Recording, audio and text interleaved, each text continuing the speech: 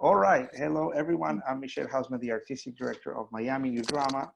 For those of you who don't know what Miami New Drama is, we are a nonprofit theater company located at the heart of South Beach on Lincoln Road in Miami Beach. At the CUNY Theater, which is a beautiful historic Art Deco building. We are a little different than most theater companies for a couple of reasons. First is that we are as diverse, multicultural, and multilingual as the community we're in. Miami as a whole is way more diverse than America as a whole, but America is slowly moving towards the direction of Miami. So we have the vantage point of creating, what the future of the American theater can be. The other thing that makes us a little different than other theater companies is that most of the work we do are world premieres. About 70% of the plays we do have, did not exist before we produce them. We typically commission them, workshop them for a long time, and then when they're ready for their big world premiere, we get to premiere that. In fact, as we speak, Frozen in Time and in Hibernation, it's the world premiere of the musical A Wonderful World, about the life and music of Louis Armstrong. We were about to open it before the zombie apocalypse happened. And so it's in hibernation, and it'll continue when the gods deem it available. So since then, we've sort of been excited about the idea of sharing our knowledge with the world. And because we have a lot of world premieres, we get to work with a lot of extraordinary theater artists that have been eager to share their knowledge in this masterclass series that we began. They're free courses on all possible disciplines. And this is very exciting, the one we are having today, because it's not our typical theatrical collaborator, but rather, and I would lie if I would say that I know the next panelist for my whole life. That is not true, but I do know her for her whole life, because she was born a good 7.5 years after I did. It's my little sister, which I'm extremely proud of, Joanna Hausmann. And I am as Joy, tall as you. you'll have your time. You'll have your time. I am now in the sister Brack process. So okay, just hold on tight. And she'll be talking to us today about comedy, specifically about satire. Now, you might have not known of Joanna's existence until 2014, where every uncle and cousin probably forward you one of her Flama videos that made her an internet sensation almost overnight. She was one of the few YouTube stars that you could actually be proud of to be related to. Her content was different, it was exciting, and she helped propel Flama to almost a household name. And that lasted about 2017, when Flama, owned by Univision, was sort of put to sleep, but Joanna, seamlessly just continued with Joanna Rants from 2017 on. She also appeared as a correspondent in Nye Saves The World 2017 and 2018. And she also worked with Stephen Colbert, being a writer for a pilot called Old News. And currently she's teaching at the Newmark School of Journalism at CUNY, and she's teaching comedy. So, Joanna Hausmann, let me welcome you to Miami New Drama Series Masterclass. It is an honor to share this. And by the way, people think that, the Andrew and Chris Cuomo on TV, it's a big deal. No, the Hausmann siblings on Zoom, so much better. I feel like this is peak right here. Absolutely. I'm hoping we see a little bit of sibling rivalry. Well, be careful what you wish for. So before we continue, a couple things. We're probably going to have a whole hour or so of Joanna talking to us, and then after that, there'll be a Q&A session of about 30 minutes. There is a way you can raise your hand. You go to participants, find your name, and then raise your virtual hand. And then we can, you can participate that way. Joanna might call some of you to participate during the presentation. And so we can bring you up. We can turn on your screen and participate if you raise your hand. There's also a Q&A section where you can ask your questions there. And there is a chat section that apparently I don't have to tell you about because it's already quite a few people have been reading there. So you can also go to the chat session. So there's, yes, the session is being recorded, of course. That was my dad, wasn't it? Yes. And so there's different ways you can communicate. But towards the end of the session is where we are formally sort of opening the Q&A session. So you might have questions there, and then we'll figure out if they're relevant at the moment. But I would, if you can just hold it in until the end, the better. All right, Joy, the screen is yours. Lovely. Okay, so welcome everyone. I'm very honored to be doing this. I teach, as Michelle said, a class about satire and comedy, and I've sort of tried to truncate all of what I do in a semester into just a simple hour. So before we get started, I wanted to let you know what we're going to be doing today so that you can sort of follow along and know where we're at. First, I'm going to start with defining what satire is. Then we're going to look at a very brief history of satire. We're going to look at the types of satire. We're going to look at how satire functions. And then we're going to do a joke writing exercise where I hope to get some of you guys to participate. And then I want to conclude the session with looking at how comedy is reacting during COVID-19, how we're doing to be existing in this really difficult context and how we're reacting to it, and what good practices to use when writing jokes during a horrible pandemic. Okay, great. So I'm going to start by sharing my screen. All right. Let's see. Can you guys see this? Hopefully you see it. All right. Okay, so, all right, one second. Technology, man. I do not teach technology. I'm having a bit of trouble, but here we go. We're on it. We're doing it. We did it. Exciting. Okay, so first of all, I want to define what satire is, because people always ask me, okay, we get what comedy is, so a satire, just like a type of comedy, that's exactly what it is. Satire, as Michelle said before you all logged on, is like a subreddit of comedy. So satire is the use of comedy as social criticism. It pokes fun and points out flaws to reflect our reality. So while comedy can be someone falling over a rock like Mr. Bean, satire is more a reflection of what's going on around that person that just fell and tripped after tripping on that rock. Now I'm going to go through a very, very, very, very brief history of satire. And the reason I want to give this history of satire is because it's very important to understand the mechanism of satire by seeing where it came from. It's like seeing it from birth to now. So the beginning of satire, maybe it existed before, but the first readings we have of satire come from ancient Greece. That was a heck of a long time ago. I've read some of these. I don't really understand them, mostly because I don't understand the context. But one thing that we can take away from looking at the satirical content from ancient Greece is that there's two distinct types of satire.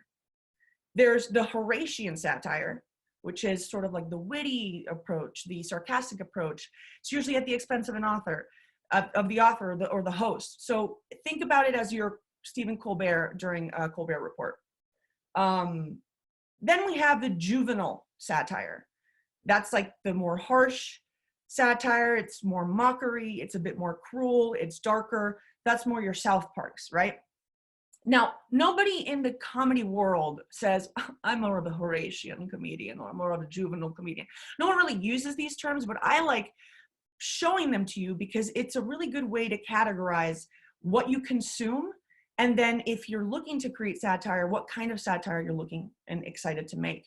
One thing I will say about juvenile satire is a lot of the cartoons you might watch, the animated shows you might watch, like Family Guy, like Simpsons, like Big Mouth, a lot of those are juvenile satire. I think it's because it's way easier to get away with being harsh and cruel and dark and intense and sort of borderline not okay when it's not people but little images of people, of cartoons. So a lot of cartoons are actually categorized as juvenile. So we left ancient Greece behind. Now we fast forward a little bit, a lot. Joy, let me tell you something about ancient Greece. Okay, great. Are you going to lecture me now? But it's a brief lecture. It's an important one. Okay. So during the Dionysian festival, which was a big theater, I'm just going to say how my my medium existed. I love it. I love it.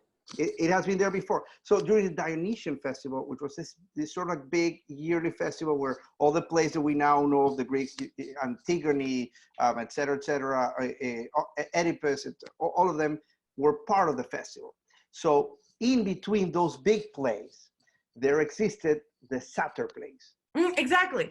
And in between, so satire was created under the same temple as theater, which is the Dionysian temple.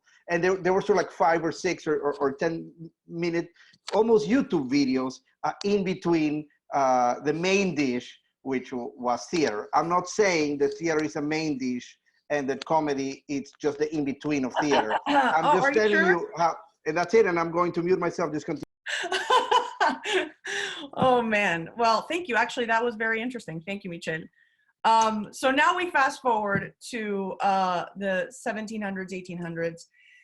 This is when we saw another boom in satire. Now, I love looking at why this boom happened because it gives us a little clue as to what makes satire work. So during the 1700s and 1800s, we had a rise in political parties. We got the printing press, which means more people could read and become more aware of their issues. And then we had issues such as colonialism, class friction, social corruption. So satire needs context. People need to understand their context to understand the satire that they're consuming. And there has to be social criticism linked to satire. So the Renaissance and the neoclassical period sort of saw this surge of people being able to be more aware of their surroundings through reading, through being more involved in their communities. We saw political parties. That's something that could be very easily made fun of in satire. And we saw a lot of issues that could be criticized. So that's a perfect storm for the world of satire to take over. So this is just a little, if you take anything away from this lecture, it's a fart joke is a fart joke, but a satirical fart joke makes fun of the society it's in. It's a very deep, this is why I went to college, is to make slides like this. So now we're in the 20th century. And there was a big TV satire boom in the 20th century. Michel, why do you think there was a big TV satire boom in the 20th century? Because their TV became the main medium in which we communicate. Exactly. You did a wonderful job. Technological advancements, we saw also cable news and radio, so people could have access to what was going on in the world very easily. The 1950s saw the start of the stand-up movement, someone standing up, talking about society, giving their opinion, having that be perceived as comedy. And then, linked to that, we have in the 1960s, this era of rapid cultural change and rapid social movements. And all of that sort of created the TV satire we know and consume today in sort of its birth. So this is a very interesting fact. The 2008 election, there was like a before and after in television satire during the 2008 election. This was post 9/11, the Iraq War, and then we were also watching news consistently. We had 24-hour news cycles, and there was a bunch of information fatigue during this time. There was a bunch of issues that people were concerned about, that people were scared about, that people wanted to know about, but perhaps were too overwhelmed with. And with that mise en scène, Jon Stewart on The Daily Show and Stephen Colbert on The Colbert Report just exploded. And not only did they explode in popularity, but the Pew Report did this insane study that concluded that Jon Stewart was perceived as the most trusted journalist in America. Jon Stewart's a comedian. Jon Stewart is not a journalist. During this time, 2 out of 10 Americans said they distrusted the government, 30% described the media as honest, and people started watching satirical shows to get their information versus news. And what we're seeing now is kind of a very similar situation in the current political milieu we're in right now, but we'll get into that a little later. So after understanding satire and where it came from and how it was birthed, I think what we can conclude is these are the things satire needs. It needs context. It needs to know, you need to know what satire is talking about. It needs to criticize or point something out, which means satire always has an opinion and a point of view. It has to be funny through exaggerating what is being criticized. And the end result is to make people reflect with comedy. And we're going to get into all these little pieces in a moment. So there's no test yet, Michel, don't worry. So first thing I want to talk about, why is context so important to satire? So here are 3 satirical characters right here, okay? On the top right, we have Stephen Colbert, okay? Now, if you had no idea about anything in US politics or US talking heads or US television, you might watch Stephen Colbert and say, I don't understand what this guy is. What is he doing? This is weird. The moment you understand that Stephen Colbert is actually a satirical character based off Bill O'Reilly and Fox News and far-right television pundits, it becomes interesting, funny. It has the context necessary for you to understand his jokes, right? On the left, we have Archie Bunker. Now, the first time I watched All in the Family, I was like, I don't get this. I don't understand why this would be funny. I'm having a hard time understanding this. But then when you understand that Archie Bunker was specifically a satirical character created to reflect a post-war America when things were changing socially very rapidly, when there's this big blue-collar a group of people that were having trouble following the changes. It was basically a satire on bigoted ideas. Then you start understanding why Archie Bunker's character is relevant. Otherwise, it doesn't really make much sense. Now, next, I'm going to show you this guy on the bottom right. I'm not going to give you any context, 0 context, and I'm going to show you the most popular video this comedian created. And Michel, then I'm going to ask you, I'm going to have you guess what this is referencing or what it's making fun of, okay? No context. All right. Oops. Yes.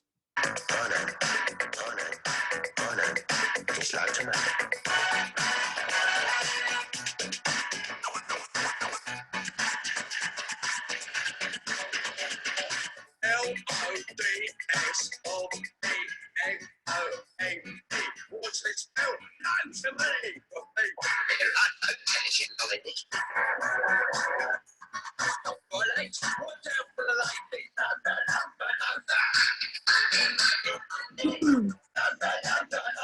Well, I think that's enough.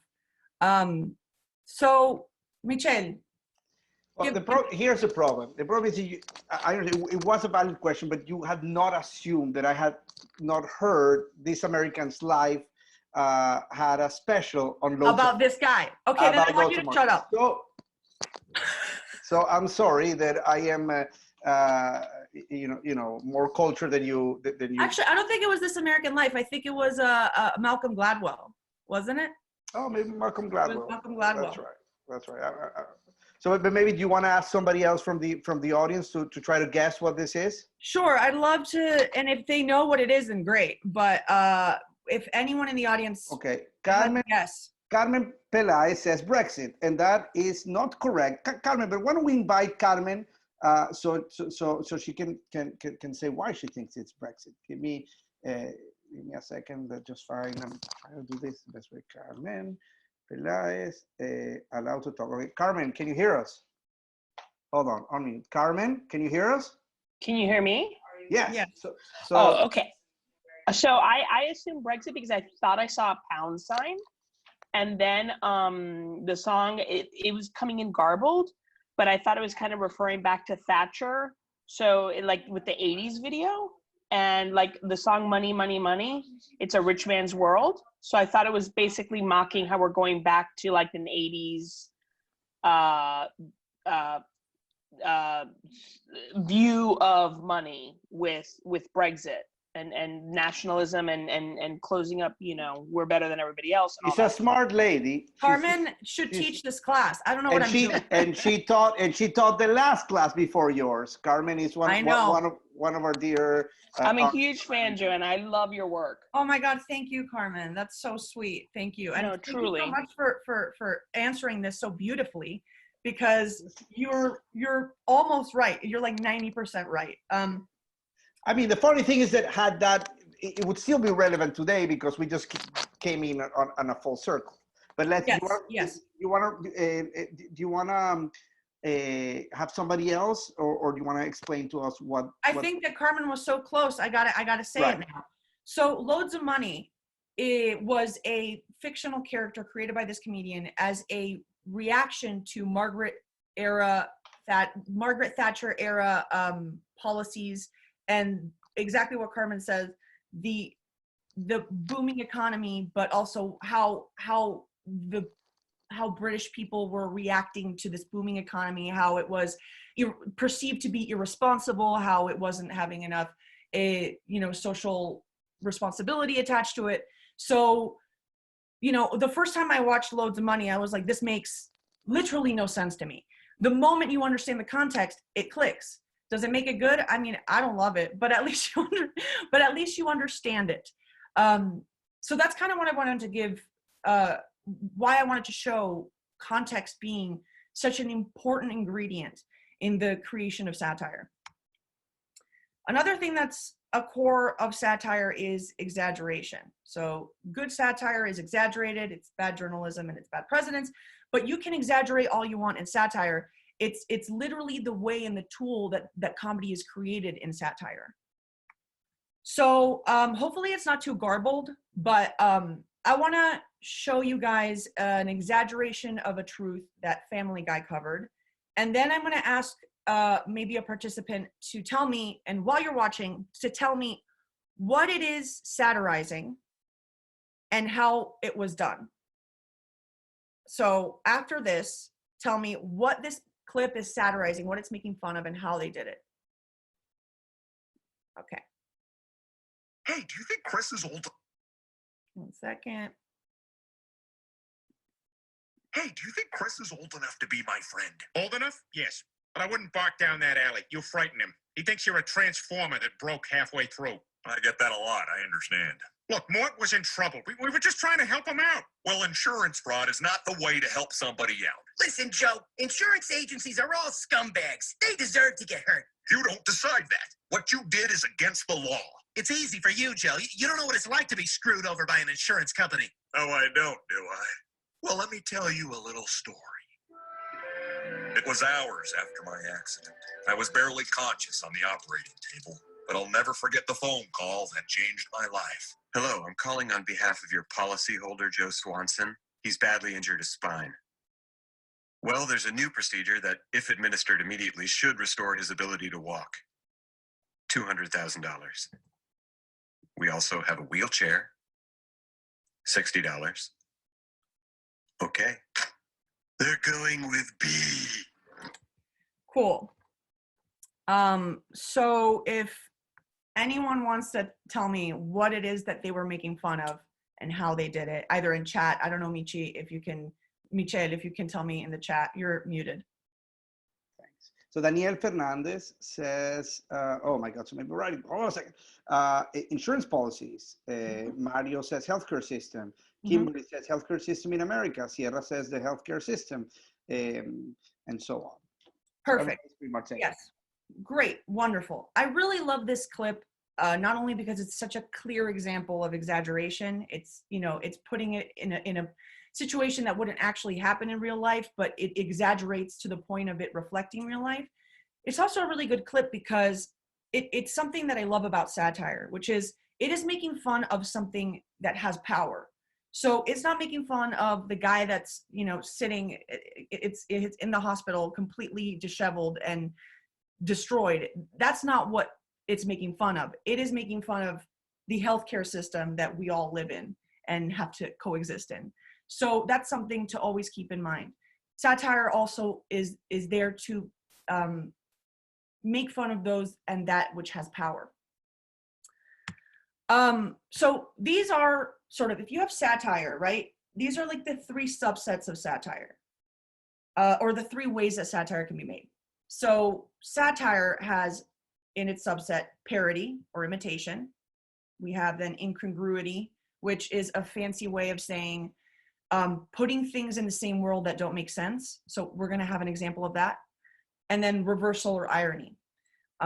So parody is, exaggeration through parody is taking something that already exists in the world and adding on it to give it a new context. So this Where's Waldo of social distancing is a great example of exaggeration through parody. Waldo is something we recognize, right? Everyone knows Waldo. You don't have to give context because Waldo, you know, the whole point of Waldo is that you search for him in a sea of people. Just adding this image of Waldo very easily being able to be found because he's social distancing really makes a point through an image that we recognize from before. So that's just basically the core of parody. Parody can also be done through video and film and etc. I have a clip called Burn Your Enthusiasm that's an example of SNL took the structure and the look and the feel of Curb Your Enthusiasm and made a parody piece called Burn Your Enthusiasm about Bernie Sanders. So we'll take a little bit of a look at this. I want you to keep in mind and take note at how similar it is to Curb Your Enthusiasm and how that makes it so funny. The fact that they mapped something different on something so identifiable.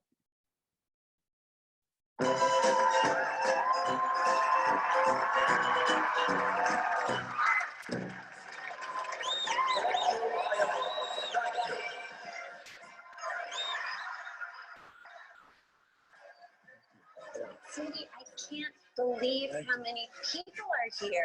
It's a revolution, Jane.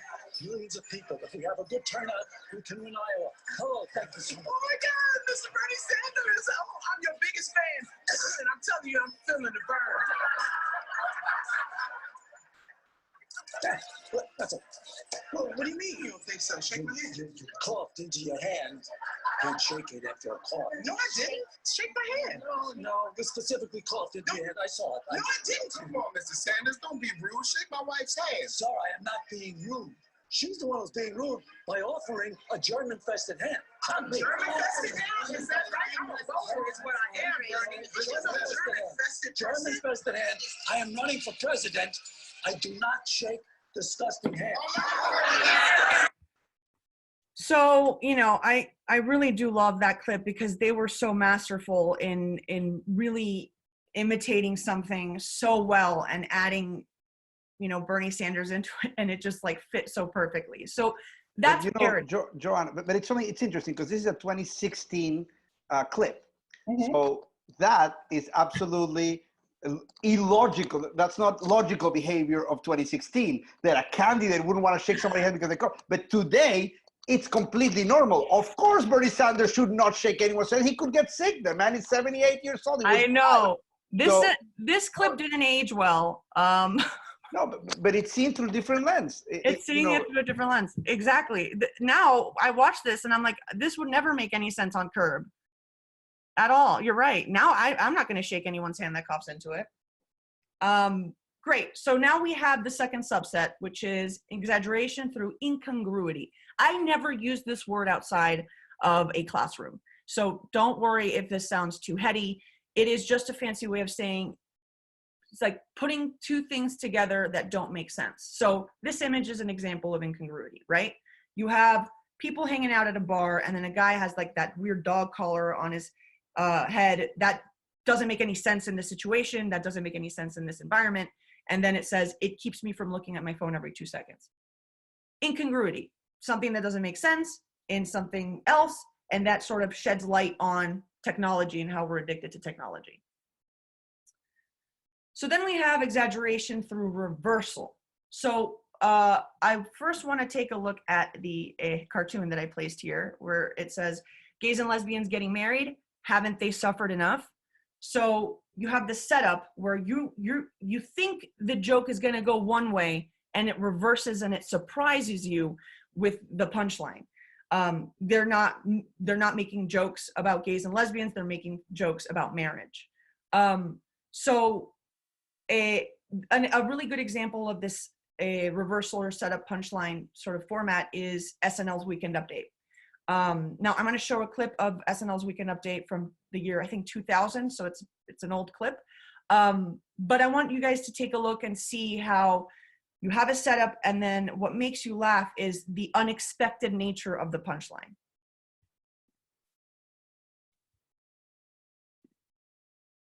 Stories. People around the world drank themselves into oblivion today in honor of St. Patrick's Day, or as the Irish refer to it, Saturday.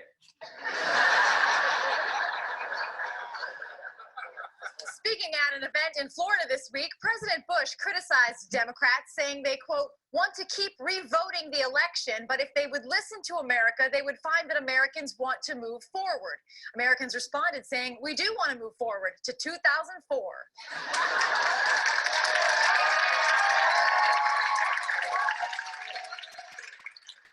Attorney General John Ashcroft wants police in the United States to end illegal practice of racial profiling. His solution? Make it legal. So, yeah, I love Weekend Update. I think it's such a clean example of exaggeration through reversal. It's always unexpected. It's always a surprise. And that's where the humor comes from. So I wanted to go through some of the genres of satire that we consume, because it isn't just television and it isn't just TV shows. There's so many subsets of it. So why don't we go through some of them right now? You know, people don't realize, but books are satirical pieces of content. You have Animal Farm, you have Don Quixote. Both of them made fun of their environment through text. We have stand-up. Stand-up is an incredible element of satire. And not only that, and I really wanted to show this following clip, because I think satire, one of satire's biggest powers is that it actually can instill change. So not only is it a reflection of its society, not only does it make fun of society, it can actually create change. So the following clip is a clip of Hannibal Buress, the comedian Hannibal Buress, and how he changed history a little bit. So please enjoy. The fall from grace of a living American legend 50 years in the making. Bill Cosby's alleged questionable behavior had gone largely unnoticed for decades. But why does it seem to have hit center stage only now? This round started off, believe it or not, as a joke. Back on October 16th, comedian Hannibal Buress says something that goes viral. I can talk down to you because I had a successful sitcom. Yeah, it was great living Bill Cosby, so. Then, less than a month later, Cosby's Twitter page asked fans to meme Cosby. The results are overwhelmingly negative and quickly taken down. That begins a flood of... So I really love just seeing how a Hannibal Buress joke in a set, I think he did in New Jersey, spiraled into what it became as basically putting Bill Cosby in jail. But not only that, one of the reasons I really love that clip too, and the reaction and everything that happened, is you had a piece of satire, which was a stand-up comedian on stage making fun of something to point out how ridiculous it is and how absurd and how we shouldn't accept it. And then there was a second wave of satire from Twitter users making fun of a meme that was sent by Bill Cosby to meme. So you have a comedian, a stand-up comedian creating satire, and then we have users at home on Twitter creating satire on their own through memes, all because of one joke that was said on stage. We also have caricatures and cartoons, which we have already seen. I really love the one on the left because it's very much how we feel right now. My desire to be well informed is currently at odds with my desire to remain sane. Hallelujah. Then we also have satirical shows and movies. So satirical shows and movies create a satirical world. The world that is created in the piece, whether it's a TV series or a movie, the world is satirical. The world is exaggerated. I don't know if you guys have seen American Vandal. It's an incredible piece of satire. It makes fun of these, very polished documentary series on Netflix, and what they did is they used the same imagery, they used the same cuts, they used everything that you would see in a documentary series on Netflix, but instead of it being about a murder, it's about trying to find out which student spray painted a bunch of penises on the teachers' cars. So it's taking a format we understand and making the situation very absurd and exaggerated. That's very different than sketches. And this is, if you take away anything from this class, they're called sketches, they're not called skits. So sketches, which is your SNLs, your Key and Peele's, your Monty Python, those are short scenes. They aren't necessarily big worlds. Those are short scenes. And something to keep in mind about sketches is that sketches take one unusual thing and heighten it. So they don't have a lot of narrative. This isn't about a character's journey. This is about an unusual thing and then hitting that unusual thing in exaggerating ways and heightening ways to make a point. There's one clip I think does a really good job of this. And while you're watching it, think, what's the unusual thing? What is the thing that we're satirizing? And how is it heightening? How is every beat of the sketch making that same point in a bigger way? All right. Oh no. Bear with me a moment. I was not, all right. We're gonna do this the old fashioned way. Oh my God. Okay, so what I really enjoy about that clip is it's so simple, right? So sketches are simple. You have one thing that is the unusual thing, the thing that you're making fun of, and every beat within that sketch brings you back to that one thing. You don't have multiple things necessarily that are really funny. You have that one funny and you strive for it by hitting it through more exaggerating ways. You start out with the mic kind of falling, and then you end with him having a nosebleed. That heightens. That becomes more and more absurd. We also have news articles, fake news articles like The Onion and Reductress, where the headline is the key of the joke. I love this one. Gay teen worried he might be Christian. That's also an example of reversal. It's very funny. And then this one, how to stop listening to what a woman's outfit says and start listening to her mouth. That sheds light on a reality in an exaggerated way. Internet satire is huge now, kind of like the example I gave with Bill Cosby. We are now living in a world where satire is something you can make from your phone, and you can immediately react to the news through images, through pop culture references. And these are two examples of satirical content on Twitter that I just found by just searching Twitter. It's so easy to find. So now we're going to get into sort of the bulk of the rest of what we're going to be talking about, which is late night shows. So late night shows have proven to be so incredibly important right now in our current political situation that we're in the US, but also abroad. Late night shows, since point of view and opinion are so important in satire, late night shows are one of the most pure examples of satirical content. So late night shows are your The Late Show, Last Week Tonight, Daily Show. I like to separate these into two. There you have your short form monologues, which is the monologues that a Jimmy Kimmel would say, which is going through some of the headlines of the day with a punchline, kind of like Weekend Update, right? Then you have your more long form, which is the more Last Week Tonight or Samantha Bee, which is sort of almost like an essay, going in depth into something and sprinkling that with jokes. So those are basically the two late night monologue formats. I really wanted to show you, I don't know how much time we have. We might have to skip this, but maybe we'll send this in the chat later. But there's a really interesting Vox piece that we'll share with you. And it basically explains why late night has a renaissance right now. And a lot of it has to do with the fact that we are being bombarded with a lot of news, with a lot of information. A lot of what's going on in the news is so absurd that taking it seriously is very hard. So when you have late night shows reacting to news where absurdity is the key to satire, it's more easy to ingest that information and to ingest that news. Okay, so we're gonna do a bit of a joke writing exercise. In late night, you gotta make dozens and dozens of jokes per setup. And not everyone's a genius in writers' rooms. I'd say the great majority are not. But they use this very particular tool in joke writing that you guys can use today and can continue using if you want to continue writing jokes after this.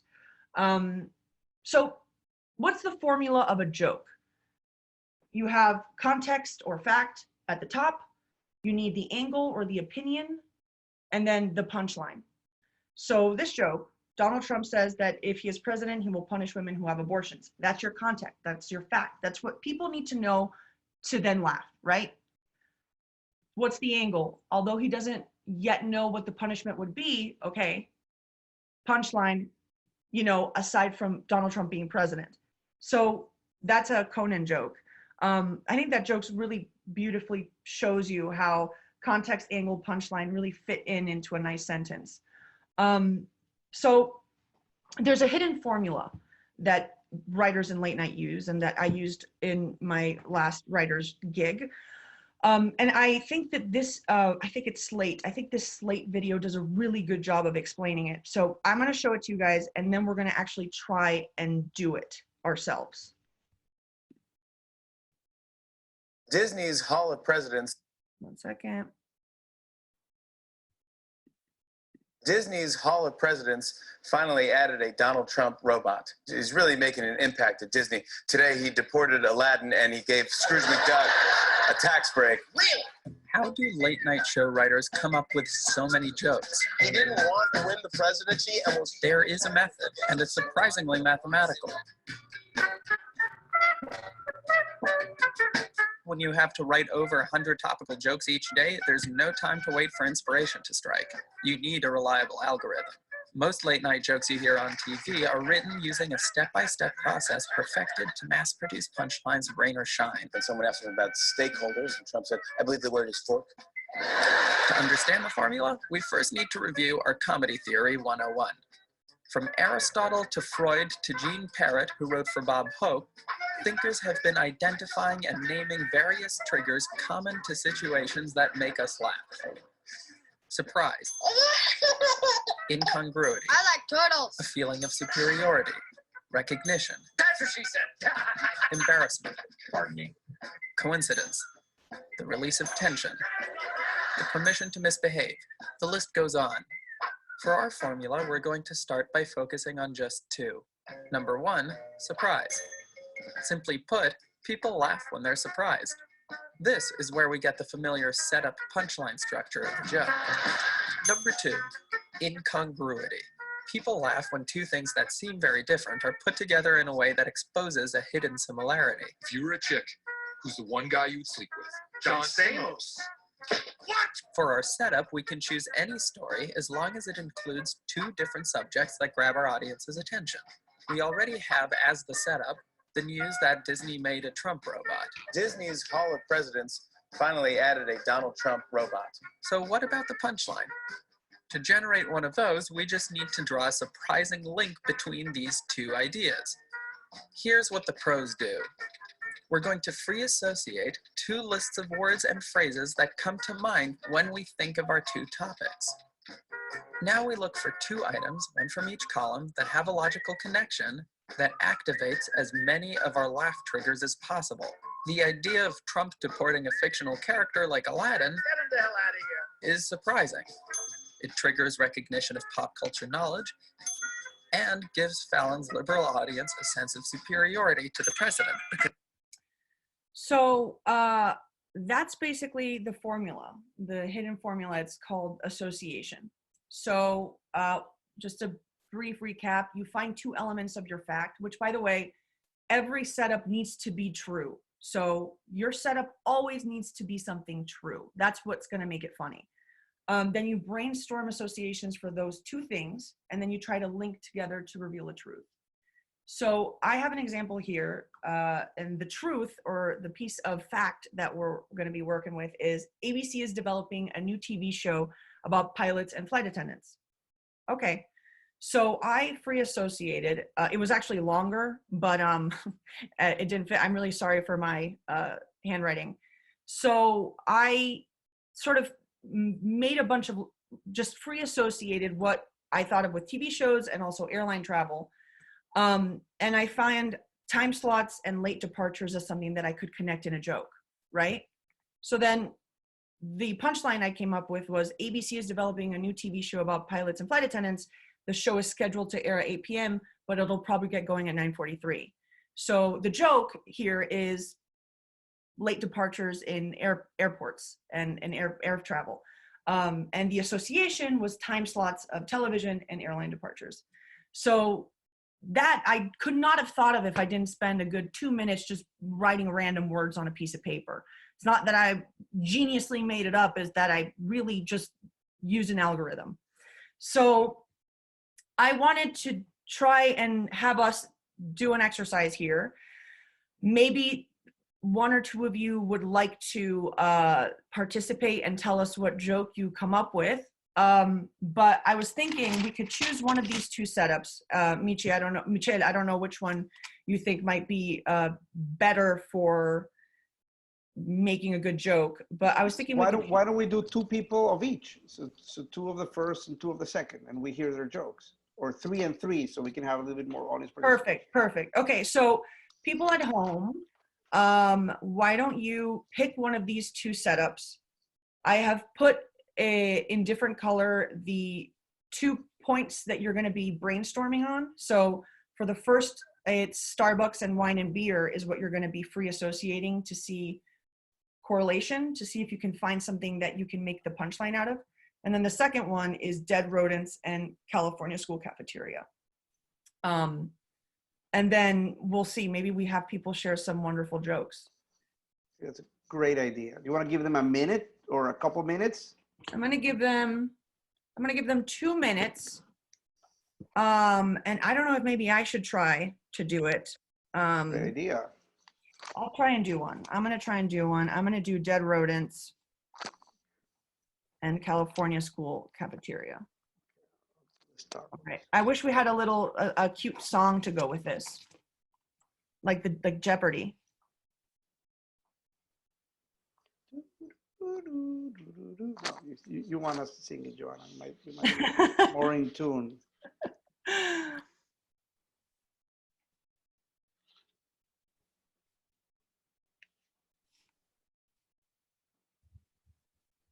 Mm-hmm.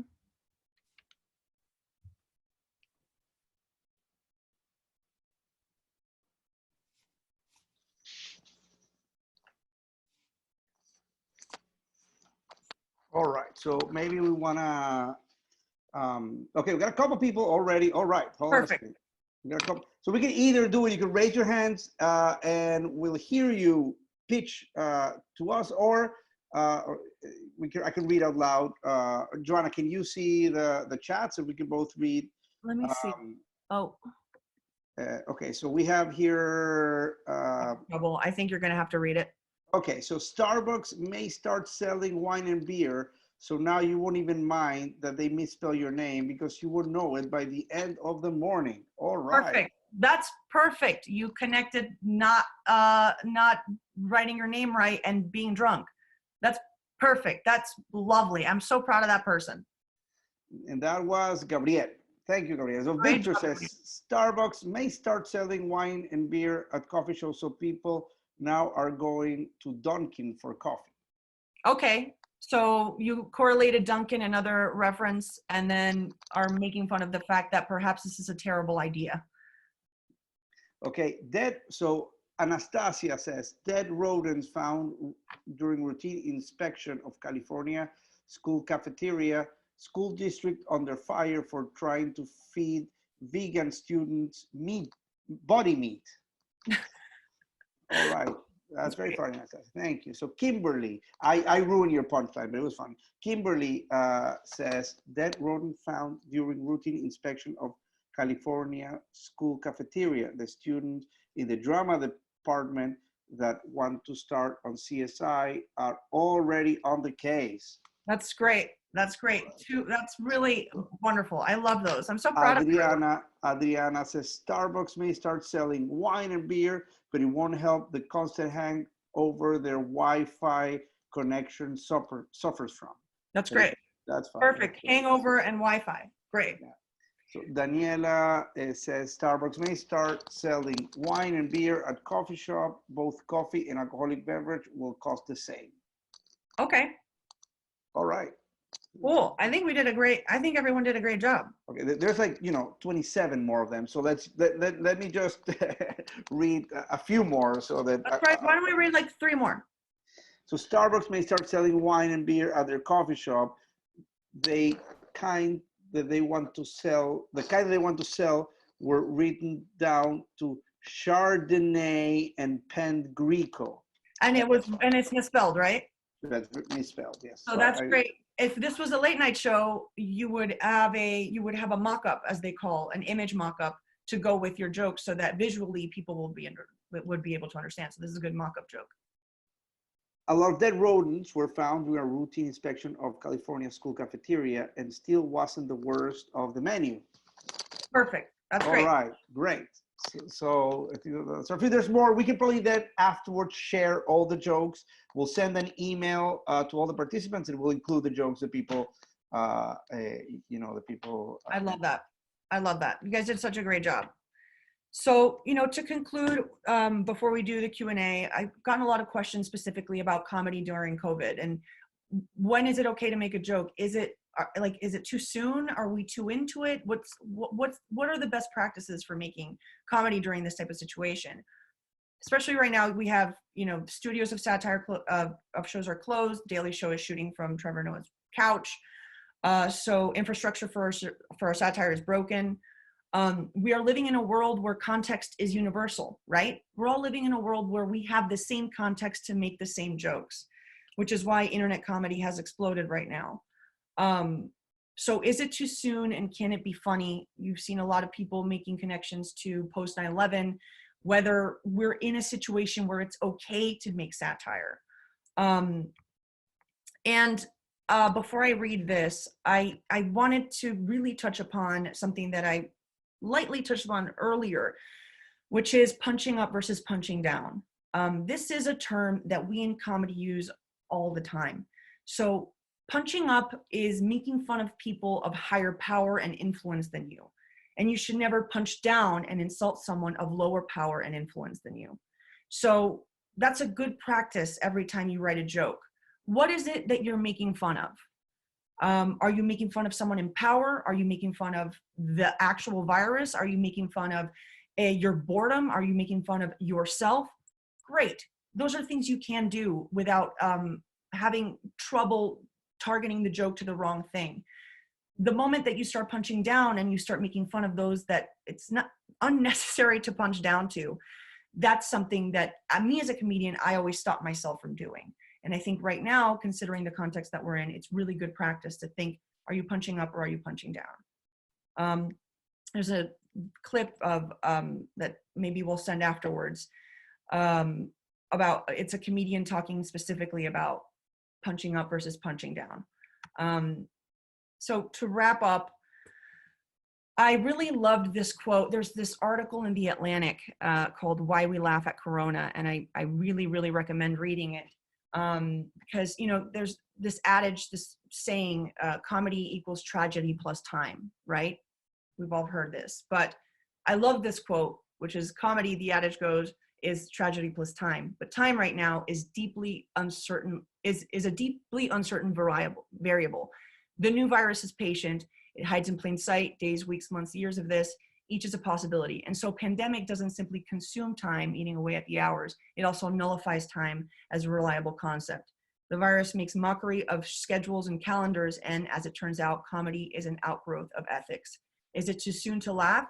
It is not a useful question when there is no way to know what soon really means. And I really loved this, not only because it shows you that yes, comedy can equal tragedy plus time, but sometimes when you do it the correct way, time isn't necessarily of the essence in creating comedy. So now I think we're open to, oh, did I have one more? Yes, we're open to Q&A. Let me just, if they stop sharing. There we go.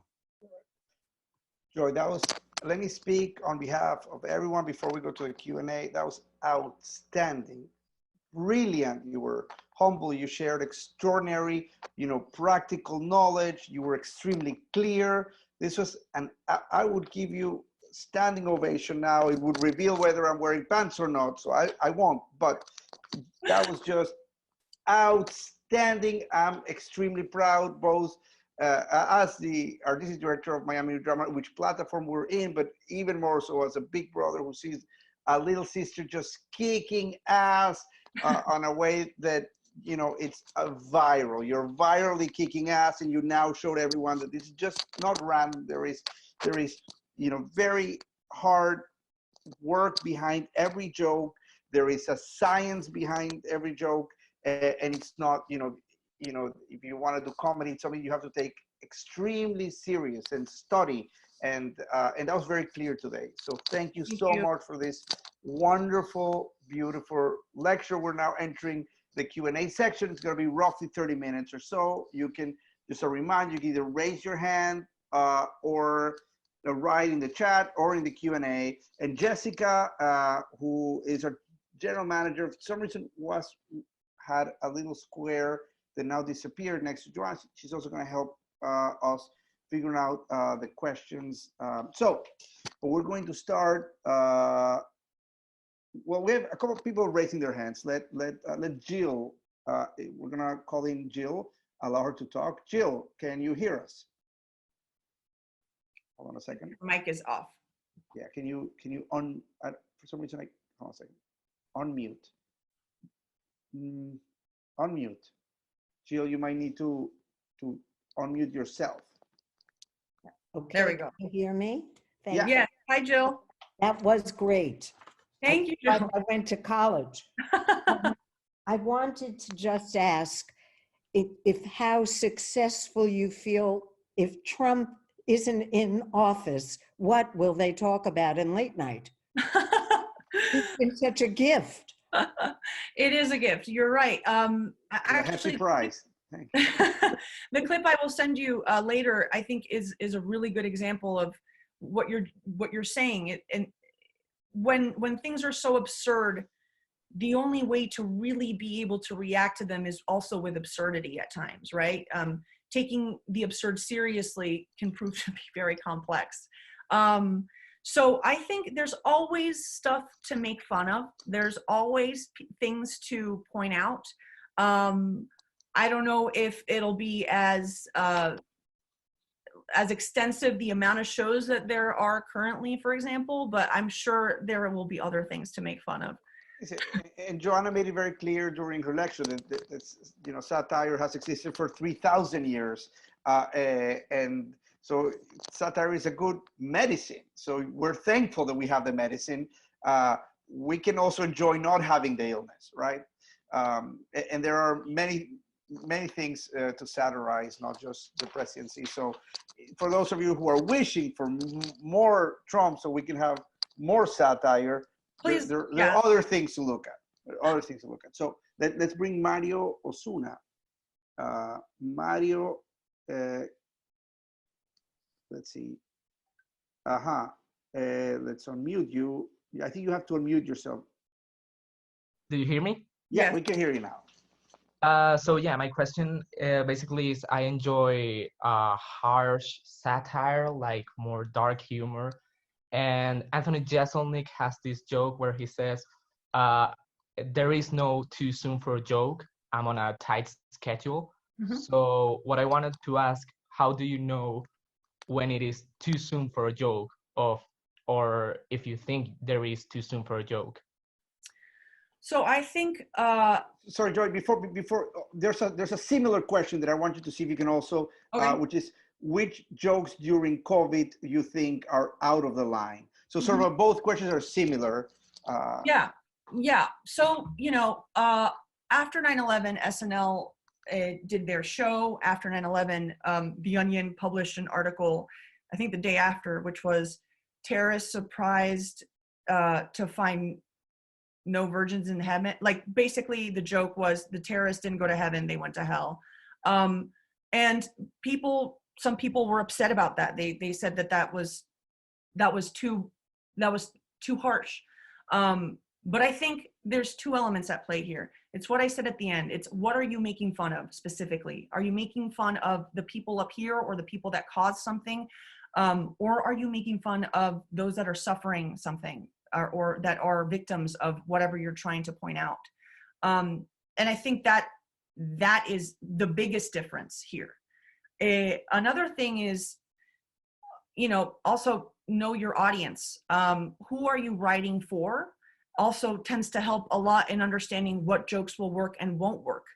I think for the COVID question, you know, the most successful tweets and memes and jokes are that of yourself, of how bored you feel, of how lost you feel, or of the virus itself, or of like the actual making fun, personifying the virus, because he's or she or they or whatever it is the enemy. Things that you should not be making fun of, I don't think right now, are victims. That is never really funny, honestly. To make fun of someone that's suffering, I don't see why that would be funny. So there are comedians that try to do more edgy jokes and try to make fun of those that perhaps are lower than them. I think that specifically at a time like this where we're at, I think that is very unsuccessful. And if you do succeed in it, that means that you are an incredibly impeccable joke writer and you just nailed it, which is very hard to do. There's a similar question, Joanna. I want to make sure that you're able to answer that. It's some of the funniest comedians out there could be regarded as offensive. Mm-hmm. Where do you draw the line, if at all? I think that's a deeply personal question. I always think when I'm writing a joke, what is my point? So if I write a joke making fun of a politician, is my point that this politician is unlikable, that he or she's problematic, or is my joke about making fun of their appearance? So, you know, what is the point of my joke is always a question I ask myself. Appearance, you can do that. A lot of people do it. I don't think that the point of that is as funny as making fun of the core of what makes this person or this thing problematic to society. Thank you, Joy, for that question. Now we're going to bring a few more people who raised their hands. Tamaris. All right, Tamaris, I think you might need to unmute yourself. Hello, can you hear me? Yes, yeah. Tamaris, we can hear you. Hello, can you hear? Okay, cool. Yes, hi, I'm here in Puerto Rico, so thank you for being here. I was just wondering about the context fact that formula that you talked about the late night shows. There was a formula, I couldn't get it. You know, could you explain it a little more? How you work with the context fact and then adding something else? So yeah, so a very easy way to add context to a joke is take a headline from a news article. So that, for me, that's what they do in Weekend Update. They go through the headlines of the day. Usually headlines are very succinct and well written and don't have too many words. So they're very quick. One thing you guys should know, the less words a joke has, the better. take away all the words you don't need. So headlines are really great because they give you context in very few words, and then all you have to work on is adding that punchline. So that is a very good way of finding context for jokes. Right, and just if you need to review this again, we're going to be emailing everyone a link to the recorded session. So if you need to, see something again, that's a best way to do it. We're going to bring now Pablo Nava. Oh, actually, I pressed on Cesar. Sorry, Cesar Aramis. Hello, can you hear me? Yeah, go for it. Hi. I've been seeing that right now there's like a rush for making content and making something out of this right now. And I would like to ask, how do you know when an idea is something that is good to develop right now or something that you want to keep for later? How do you cope with that? Well, I don't know about you guys, but right now I'm due to the just sheer restrictions we have as entertainers to create, we are becoming incredibly forgiving when it comes to quality. We have television shows that are shooting like YouTube shows. So right now, for me, the moment I have an idea, I put it out into the world. One, because I think people need it. And two, there's a saying that I love, which is don't let perfect be the enemy of good. So waiting and holding off on a joke or a piece of comedy because it's not perfect doesn't really help in a world where we're constantly being fed entertainment and videos all the time. So for me, Cesar, I think at this time, don't let perfect be the enemy of good. When you have an idea that you think fits the time, just do it. Great, Joey. Thank you for really answering quickly those questions. There's a ton of questions, so the more we can get through them, the better. We have Paola. Paola, you can allow talks because you're using an older version of Zoom. I don't want. So apparently, I need to promote you to a panelist, and then hold on a second. I feel like this is a piece of satire about Zoom. Absolutely. You mean Zoom, the creators of the virus? Yes, it is. Okay, I don't know what's happening here. My wife. Okay, so I think we're gonna have to pass on the next participant. Unfortunately, hold on a second. Let me see who. Can we? Hold on a second, because I can't. In the meantime, can we read? Oh, you added someone. Oh, there. Okay. Hello. All right. All right. Can you listen to me? Yes. Okay, Joanna, a question. I mean, I hope this works also as a satire question. If shitty political times are great for comedy, why aren't Venezuelans the funniest people on earth? Well, Thank you so much for your question. That's a wonderful question. One thing we have to keep in mind is that there is censorship in a lot of countries. So Venezuela is a country with a lot of censorship. Television production is basically stifled by the government.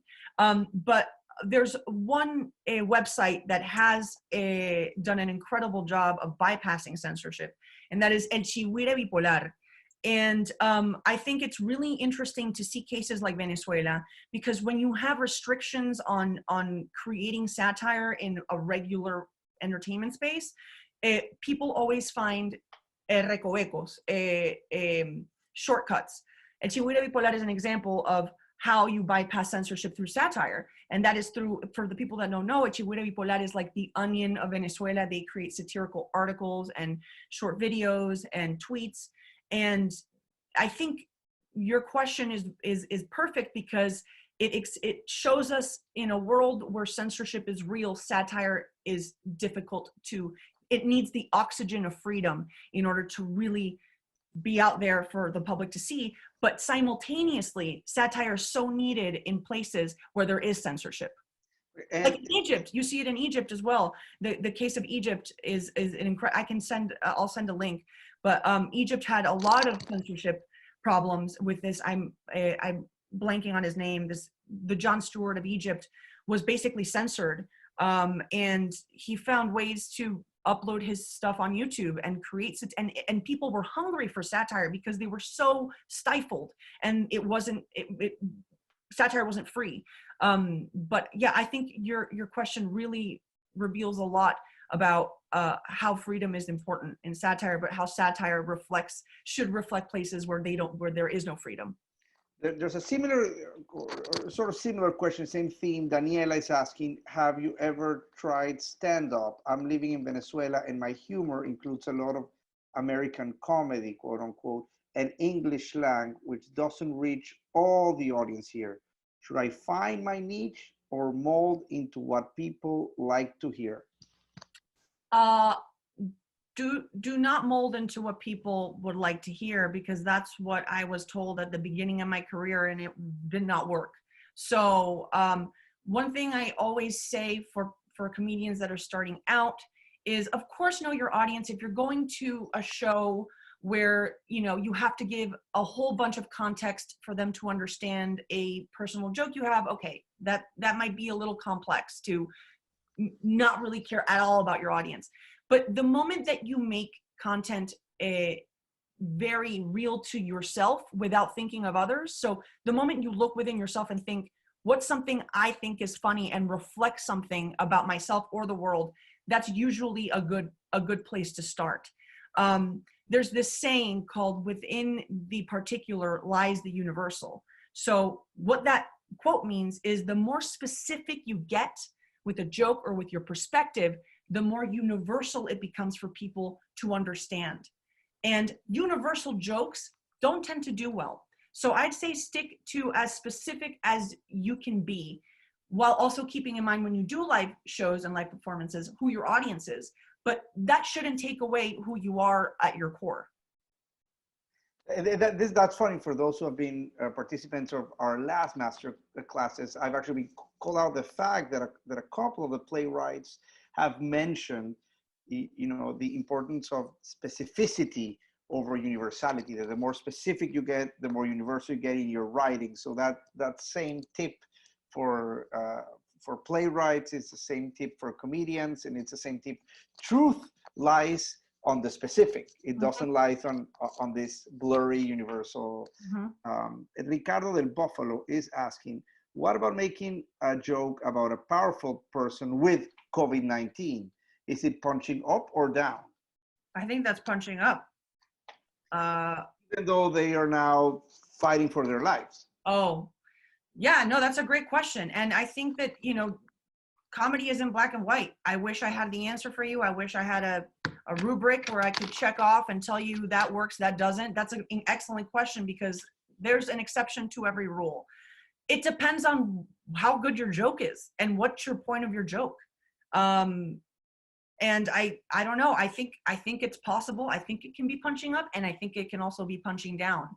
For example, the Prime Minister of England, was in the hospital in intensive care, but there wasn't really a feeling that his life was in danger. So was he, for example, was he making a joke on him punching up or down? I think the moment, because I saw a lot on Twitter and I saw a lot of my friends post jokes about him when it was unclear, that did very well. And I saw people that posted jokes after it was clear that he was going to be fine, and those did very well. I do think that when it is a person with power, you do have more leeway in making fun of them versus a victim that has no power. I think the job of satire is to, what is the saying? Hold truth to power? Yes, hold truth. I think it's old. Well, listen, come on. It's a course on comedy, not on sayings. Speak truth to power. Speak truth to power. There you go. That's Jesse. So if you are speaking truth to power, I think anything is possible. And then it's a matter of taste whether people like it or not. All right. So we have a ton of questions. So let's try to get through them. Have you ever written satire of someone you support or agree with? What would be your secrets? Yeah, I mean, there's jokes to be made about everyone. Like, Hillary Clinton, you see her on SNL, like, you know, SNL has a liberal audience. They made fun of how stiff and like weird she was. And, you know, there's always little details of people that you can make fun of. Obama, they also made fun of, and Key and Peele, they made fun of Obama because, you know, he seems super even keeled and fine, but you know that he's actually has this angry side that he's keeping to one side. Now, I don't know if I don't know if those people agree or not with Hillary Clinton or Obama, but I do think that every single person has something you can distill to make fun of. Listen, and I'll try to say so. Joanna makes fun of her father, of her mother, of me, of her sister, of her niece and nephew. So those are some of my favorite people. So right, either you are a sociopath, they don't like us, or you can make fun of people that you like, and you do that very well. I think making fun of people you like is hurtfully also, well. You do it very well to me. I think making fun of people you like is a deep form of endearment. Right. I don't know. I think it's making fun of someone doesn't always have to be negative. It can also be quite charming and positive. And it's very likable. It's you know, you see political speeches right now are being written by comedians because it's so funny also to make fun of yourself and to make fun of the people in your cabinet. It's likable to be self-deprecating and to sort of deprecate on the people you like the most too. That makes you more human. All right, Benjamin, my friend Ben is asking, as a professional, what does your daily process routine look like to consistently produce great sketches? So it's very hard as an artist sometimes to have the wherewithal to begin working because no one's really waiting for you to send something ever. Like if I don't make something, I don't have a boss telling me where's your joke at, you know? So I have a strict schedule that I keep. So I wake up, I read the news, then I brainstorm what's something interesting that I could make either in video or in tweet form, and I stick to a schedule and I make it 4 hours where I have to produce something. And again, don't let perfect be the enemy of good. If it's just good, that's what I made that day. It doesn't have to be perfect every time. And I also think that inspiration is hard to come by, but reading other people's work and reading other people's jokes and consuming other people's content really feeds the creative soul. And another thing I'll say is Jack White has the creator of the White Stripes has this really wonderful interview where, you know, he was a furniture upholsterer before he was a writer, a songwriter and performer. And he says, I take my work ethic as an upholsterer into my art. Sometimes I go into the studio and I just upholstered a couch. Did I make the biggest hit of all time? No, but at least I upholstered a couch. And I think that that's so important when you are creating, is sometimes you just do the work and it doesn't have to be your opus. Wonderful. So let's bring in some of the questions from our people who've raised their hands. So Danielle Fernandez, I'm allowed to talk. And let's unmute. You might have to unmute yourself. Hello, can you hear me? Yep, go for it. Great. So wait, let me look for the question. So first I want to say thank you for everything, all of you. This has been amazing. I'm a Venezuelan student living in Germany, so to me being able to see this, it's just amazing. So anyways, the question I have is how can you turn comedy as an educational tool? Because like nowadays, although comedy can criticize a lot of things, I think that it could also be well, you as a teacher, you might have a better experience with this, but I feel that nowadays comedy could be used as a way to teach people things that before it was just a criticism, but nowadays it could be some sort of like awareness or something. So what's your take on that? Mm-hmm.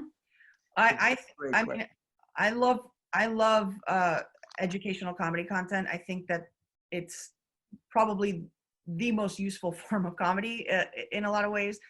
I I'd actually argue that although a lot of it has criticism, a lot of the long form late shows and monologues are teaching you something.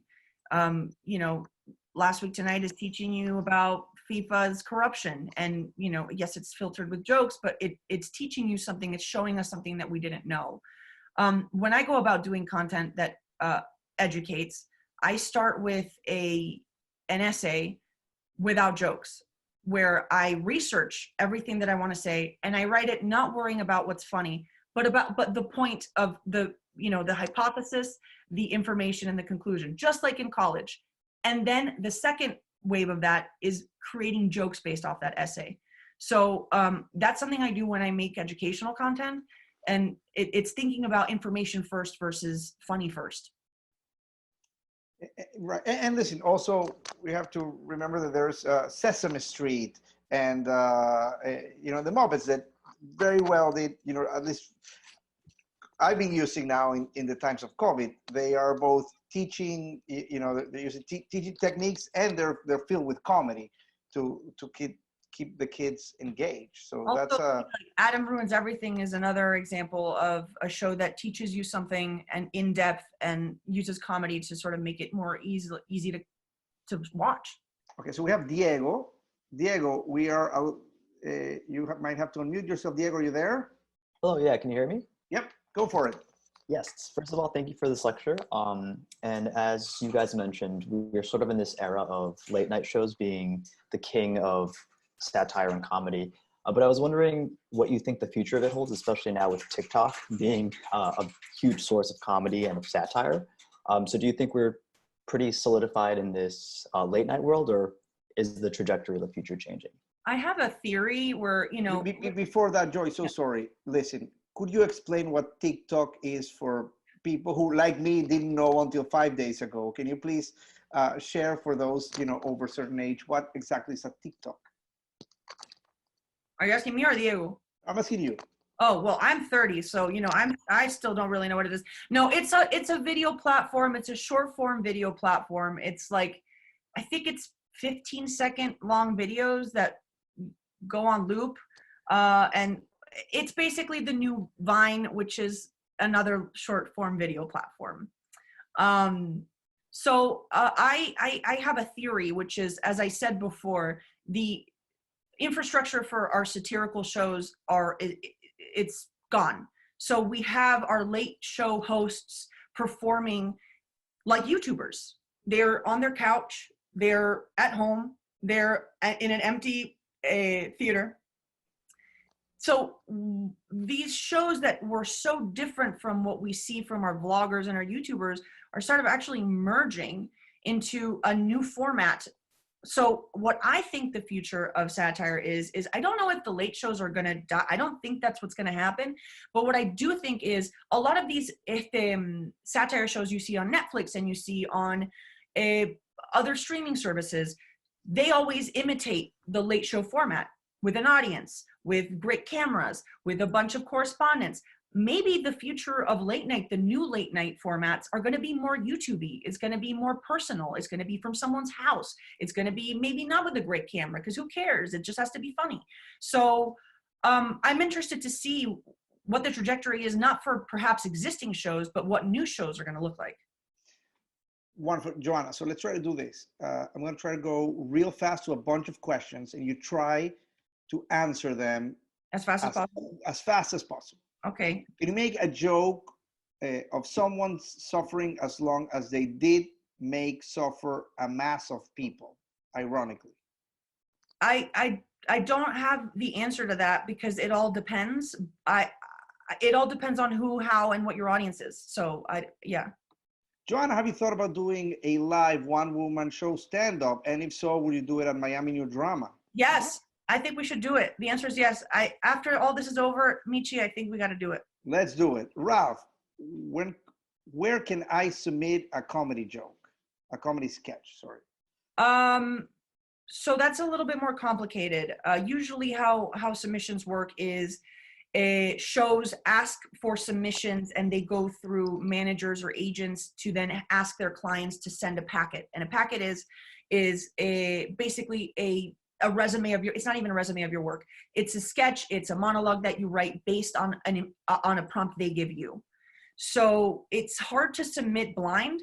And I think the best way of getting attention, honestly, is tweeting. A lot of people have gotten jobs because their jokes on Twitter are so good that they start getting attention, and people that are in writers' rooms start asking those people for packets. Right, or turning the camera on yourself, right? Of course, yes, making your own content. I do stand-up, and now in quarantine, I can't do stand-up. What can I do to keep my creativity active? Listen, I think everyone, make something on your phone. It doesn't have to look amazing. It just has to be funny. Like, don't be afraid to post stuff that fails. It doesn't matter. Like, we're at a time where everyone is restricted. So let those restrictions feed your creativity, and be forgiving of yourself. If you don't think it's amazing, still post it and try it out. Like, give yourself the chance to really experiment. This is a chance to experiment. Lately, I've seen many comedians making dark jokes and getting in trouble because of the generalization. Should this not use at all, or is about knowing how to use it? I don't know what you mean by dark jokes. I don't know. I guess the answer is maybe. All right. Quickly. So, writing jokes in English versus in Spanish. Interesting. English has a great economy of words. You can say a lot more with fewer words. Spanish, you need more words. So that's one thing that I have to be quick. That's one thing that is very challenging for me in Spanish, is how many words I need to use to say the same thing. All right, so let's bring in a couple of people who've raised their hands. Manuela, we're bringing you in. Hola. Manuela, can you hear us? Hi, can you hear me? Yeah, go for it. Hi, well, first of all, I just want to say quickly thank you to both of you for organizing this. And Joanna, I'm a big fan. Just wondering about, not so much about the writing, but also about the editing that goes on when you do your sketches and your videos. Thank you, guys. Thank you. So the editing, what can I dive in? So editing, I think, is another form of storytelling. I think editing is as important at times as the writing. So I give a lot of time for editing my stuff. I think almost the same amount of time as I give for the writing. So editing for me is, in the world of digital comedy, efficiency is key. So you have to let the people know what they're watching in the first 5 seconds or 7 seconds. And you have to take out all the dead air, and you just have to be incredibly efficient in keeping people's attention. So those are the cues of editing for me, I think. So Danielle Benaim is asking, it looks like an algorithm could be created to generate jokes faster than a human. Can you see computers replacing or assisting this process in the near future? What a great question. That's an amazing question, and then I'd be out of a job, so I'm hoping that's not true. I mean, I don't know if a robot can have morality and can understand the humanity behind a joke or the lack of humanity behind a joke. So I think even if we did have robots making it, I think we'd still need human editors to sort of. But it's interesting. It's interesting because, you know, he says, can robots also assist? For example, when you're writing a musical and you need rhymes, there are rhyming dictionaries, or you can put a word and they'll tell you everything that rhymes with that word. Absolutely. So in a way, that's technology assisting you. So maybe in the same way you put Dunkin' Donuts, and then there's, you know, 35 reference to things people associate with Dunkin' Donuts. You know what? I think we should make an app. We should make it up. And Danielle Benaim might be very good at creating that app. God. I'll take a cut of it. Idea. But it's a good idea. No, it's all right. It would help me a lot. My handwriting's awful. I would like some help. So Ignacio, we're bringing Ignacio in. Ignacio, can you hear us? Yes, sir. Go for it, Ignacio. Okay, can you hear me? Yeah. Okay, so I wrote a joke here with incongruity. So I'll pitch it to you pretty fast. So the premise I put is, in Norway, the government gives away free professional assistance to satisfy disabled people sexually? Is it by categories, or should the person just jerks off a deaf person and then the next day a deer without a paralysis? Oh, okay. So, so my question is, who are you making fun of in that joke? I mean, it's just like the people that needs to be satisfied sexually, you know. And then the second punchline where I said the deer with paralysis, you know, it's something that Louis C.K. Does, that is like putting something that doesn't even make sense, and it's like a twist. Mm-hmm. Yeah, I see the incongruency. I think right now, it's unclear. If you're making fun of people with disabilities, right? Yeah, so right now, it's a little bit unclear if you're making fun of people with disabilities. I would perhaps recraft it a little bit so it's clear that perhaps that what you're making fun of is this government-sponsored thing, which is so absurd, right? Yeah, so, exactly. Yeah. So putting the emphasis on that, and maybe instead of bringing referencing a deaf person, reference something more absurd. So you do not reference someone with a disability is kind of like 101. Unless I feel like, you know, Sarah Silverman has made jokes about rape funny, but it's Sarah Silverman and she's incredible. Well, or I think people with disability can make jokes about disability, right? But yes, and therefore a woman, right? And you know, so it all depends on, you know, something I didn't cover. So thank you so much for bringing it up. Is who you are makes a big difference in what jokes you can tell. I can make jokes about being a woman, about Venezuela, about many things that Stephen Colbert can't. And I have several comedian friends from several walks of life, including disabled comedians, that can make incredible jokes because it's coming from them. So it's who the person is saying the joke is a big influence in whether the joke is kosher or not. Wonderful. So let's bring Kimberly in. Kimberly, can you hear us? You might have to unmute yourself, Kimberly. Oh, there you go. Hi. Kimberly. Hello. I'm a comedian in South Florida. I'm American, Venezuelan, and Colombian. So I have 1,000 questions. But great. We'll have time for one. Pick the, you know, top one. I know. I just want to say I went to your Tinder live show, and yeah. You had a Tinder live show, but yeah, there was a Tinder live show, and I went in New York. But yeah, I tried to meet you, but then I was like, no, it's cool. I'll be cool. I didn't. But yes, Ben is looking at me like he's freaking out because I'm married. Tinder Live is a famous show in New York. What the heck? It's a cool show. It's a very cool show by another comedian, Lane Moore. I'm sweating here, baby. I'm sweating. Oh, it's on her Tinder. It's an incredible. All right. It's an incredible show. Sorry. Go for it. Continue. Basically, she's good. She's fine. But I've been doing an online stand-up thing in South Florida called Villain. It's this improv comedy place, but I don't know if you've heard of other open mics, because I feel like professional stand-up comedians are like, I do this every night and I have a podcast, I can just do the podcast.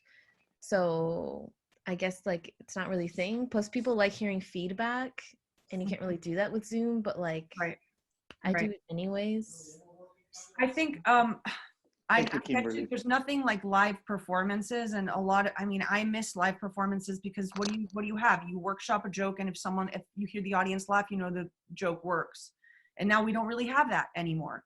So, you know, I keep on bringing it back to this, but Twitter has been a really good way for me to test jokes before writing them into scripts. Seeing the reaction of people on digital platforms has helped me sort of better craft my scripts. Hopefully we come to a time where we can have audiences again, because there's nothing like live performance. But in the meantime, I think workshopping stuff with the existing tools where you can get feedback is helpful. You know, it's also, there's a couple of people who asked the question, like, how do I submit this? How do I do that? How can, you know, do you know of any other open mics that, so if you find yourself with the problem that what you want doesn't exist, then create it. at a small scale. Like once, obviously the zombies are gone, just talk to a restaurant or somewhere and they say, listen, on Tuesday night, let's just try to do for 30 minutes an open mic, and you invite a couple of friends. And so if you don't see what you wanted, try creating it. Yeah. I mean, that's what you've done, Joanna. You've molded yourself in the spaces that you found available. So I think that the idea of a Deus ex machina coming, to save you, you have to create that machine yourself. Yeah, creating your own machine. So Alessio, we have really just maybe 3 or 4 more questions. Let's get Alessio in. Alessio, can you hear us? Yeah, sure. Can you hear me? Yes. Yep. Okay, thank you for everything at first. I wanted to ask, so I am a radio host here in Caracas, and my question for you, Joanna, I have a personal answer for me, but I would like to know, at which point do you consider that the responsibility to inform is diminished by the impossibility of doing subversive comedy of any kind for, personal protection? Sorry, were you able to hear that correct, Joanna? Were you able to hear him correct? Can you repeat that, Alessio? I'm sorry, it cut out. You sort of broke up through the middle. Yeah, sure. So my question is, I said I have a personal answer for it because it is something that actually caught my attention a long while ago. But I would like to know your perspective on at which point the responsibility to inform you consider is diminished by the impossibility of doing subversive comedy of any kind for personal protection. For personal protection. Yeah, I mean, against the government and any kind of measures that they can right. take against you. Very good and complicated question. Very good. Very good and complicated question, and it's a question that, although I have the luxury of not living in a place where I feel in danger when I create a joke.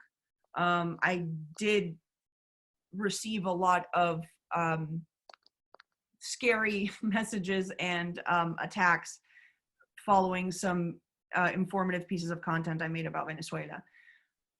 I think it's, I don't know how to answer this question, to be completely honest with you, because I don't have the answer, because I've seen how deeply painful and scary it is when you feel like you're in danger after making a joke.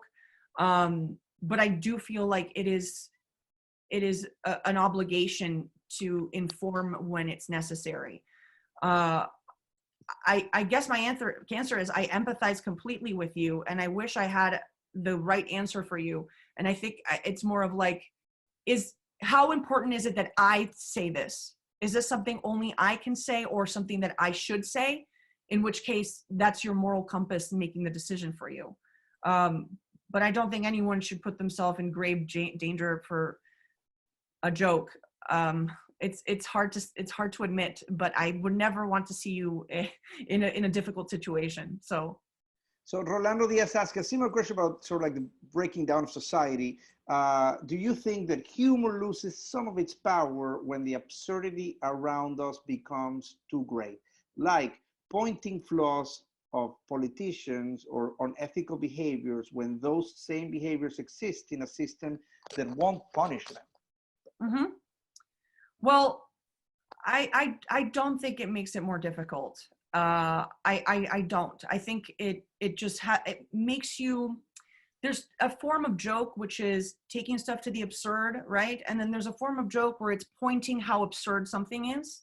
So I think we're at a situation in several countries where the absurd is so absurd, only jokes make sense. And in the clip I'll hopefully send, when news is so absurd and you see journalists and pundits trying to take the absurd seriously, it makes it very difficult to not only understand, but to consume that news. And I think jokes actually make the absurd funny, because the world of jokes is absurd. So the absurdity actually exists perfectly in a world of humor. And it's a way, I think it actually helps. Great. Okay, let's Pablo Nava's been waiting. Let's hear his question. Pablo, can you hear us? I think you need to unmute yourself. There. Yep. Hello, can you hear me? Yep, Yeah. we can hear you. First of all, thank you for the amazing webinar. And my question is like a little bit more of a cultural thing that, if you probably know, of the misconception that I think that that Hispanic humor is darker than American humor. I'm just wondering that if you have seen this difference, and what do you do differently for Latinos than you do for the U.S.? I wouldn't say it's darker. I do think it's different. I do think it relies specifically like live shows. I think what I've perceived in my personal experience, of course, this is all personal, a very, very big difference in how I perform English and Spanish. It also, in English, for me at least, as I said, there's a really great economy of words. Sarcasm and like irony work very well. It's you can say something very efficiently. Also, something that's personal to me, my English is like the most boring English you can hear. There's no accent. It doesn't have a cultural signifier. I don't use words and slang that people from other countries don't necessarily understand. And then when I do comedy in Spanish, I'm living in the US. I have fans that aren't Venezuelan, for example. It can be more challenging for me to be specific to myself and still communicate clearly when my slang and my accent is so itself. But I think comedy in Spanish, what I've noticed is, for me, is I rely a lot more on stage presence and being very vivacious on stage because you have so much more time to fill with words. And then I think in English, it's just easier for me to make jokes that aren't necessarily tied to who I am, while in Spanish, I speak and people know exactly where I am, where I'm from. The words I use, I have to think twice because like cambur, the word for banana, isn't the same anywhere else. So I think there is a difference. I don't know if I could say either is dark or not. I can say from personal experience how I've performed in both. And I can say that it is different. It really does. Language does change the way that comedy is structured. Joanna, thank you so much. I think we've come to the end of the Q&A section. This has been all around an extremely successful, eye-opening, and transformative experience for all of us. I think we're all excited to go on our own and try to make jokes. I think you inspired us. And you were extremely generous with your knowledge, and you were wonderful answering questions. Thank you so much, Joanna. Standing ovation from all of us. We hope to, I think that because there's so many people waiting for to ask questions, it means that we're going to have to bring you back at some point. So, I have time on my hands. So. It seems like we do. You do. So yeah. So hopefully we'll bring you back again and do this again. This was terrific. Terrific. Thank you. Thank you. I want to give a shout out for what's ahead here in our English language mastermind. We have on April 22, David Schrader, the former vice president of Disney Theatrical. So that means that he produced The Lion King and Aladdin and a ton of the Broadway shows. So this is so he's going to come and talk to us about the business of theater. And we also have master playwright Rogelio Martinez, that both Wintermiller and Orange Squire both quoted him. So he is himself coming to talk to us on April 24th. More information on colony.org, which is a website. We also began a mastermind series in Spanish. And we have a couple of wonderful classes up ahead, which is tomorrow at 11 a.m.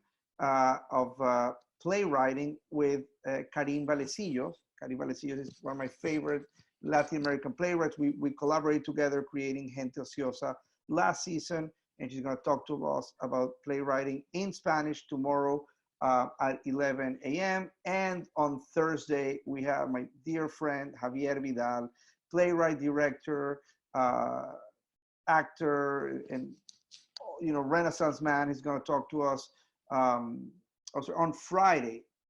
Yeah, on Friday at 11 a.m. So, that's what's ahead. Keep checking colony.org for new classes that we're offering. It's a shame that Joanna had to raise the bar this high. Now I have to call everyone, share them this video, and everybody's gonna freak out because she really just knocked it out of the park. I could not be a prouder brother, artistic director of a theater. I leave here taller than I came. Joanna, thank you for sharing with us your brilliance, and I hope all of you will join us for the future classes that hopefully may or might not, but hopefully will include another wonderful session with Joanna. You just have to continue to tune up. Thank you so much. Joy, any final words?